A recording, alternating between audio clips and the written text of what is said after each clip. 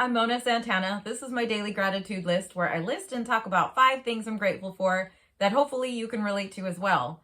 Number 1, I'm grateful for being alive. I think that everybody should be grateful for being alive because the odds of that happening are very slim. It's basically like what's considered a black swan event.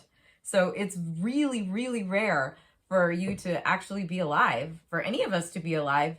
The odds are actually really astronomical. Just think about it. I mean, in relation to space, this is the only planet that we know of where there are people.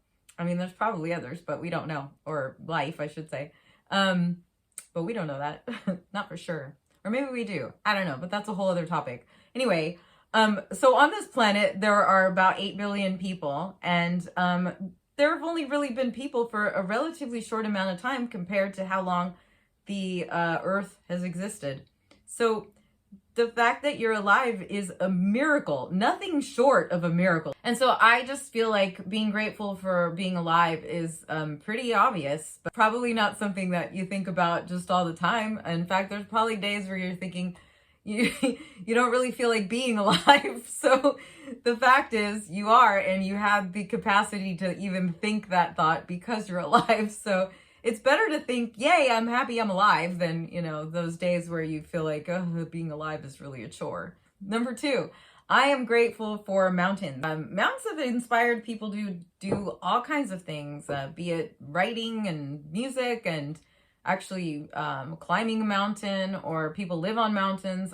I am personally grateful for mountains simply because that song, Ain't No Mountain High Enough, wouldn't have existed otherwise. And so that's my reason for being grateful for mountains, among many other songs that were inspired by mountains, but that was just the one that popped into my head right now. Maybe you can come up with different reasons to be grateful for mountains.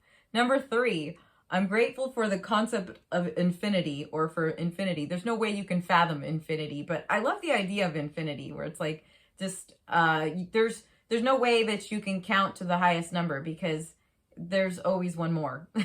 That's kind of the idea of infinity, right? Is that there's no end, and you can't imagine infinity.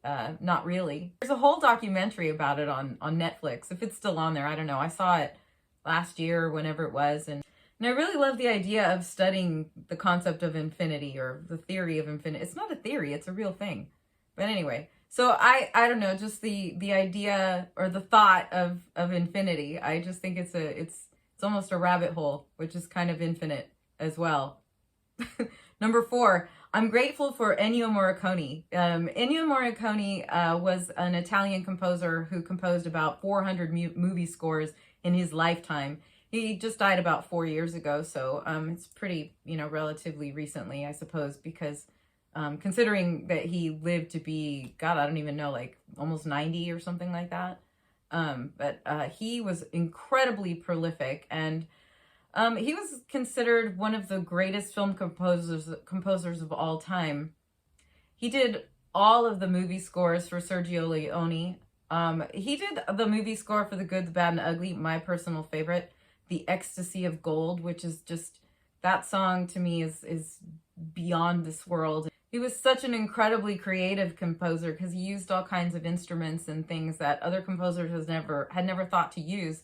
So he had a really unique perspective and a point of view, and he was able to articulate that to the world in movie scores. But he was also a composer of classical music and things of that nature. But I think he was most well known for composing the movie scores to tons and tons of films that we all know and love. If you're not familiar with Ennio Morricone, maybe take some time to learn about him, because he was a worthy person to know about. He changed the face of movie scores, in fact, in the way we see film. And I just think that he definitely is someone that we should all feel grateful for. Number 5, I'm grateful for naps. Sometimes you need a nap. In the middle of the day, if you're really tired and you just feel like you just need to shut your eyes for a little while, God, don't you just love a nap? It's so great. And it's just one of those little joys in life that I particularly enjoy, but not very often. But when I do, it's really nice to just lay it down and just, take a few minutes to just rest up so that you can continue on with your day. Having gratitude for naps and also things that are much bigger and like obviously like being alive and mountains and things like that, and artists like Ennio Morricone and the theory of infinity, just anything like that, just all of the things that surround us and that make up our lives. The more that you can feel gratitude for those things, the more likely you're going to default to a more optimistic way of looking at things in your life.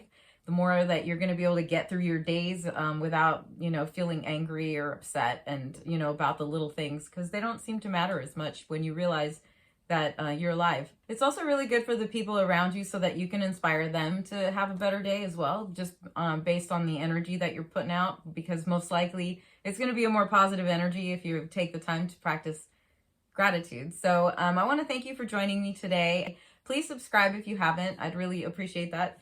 And if you have, thank you. Hope you're having a lovely day. I'll see you next time. Thank you.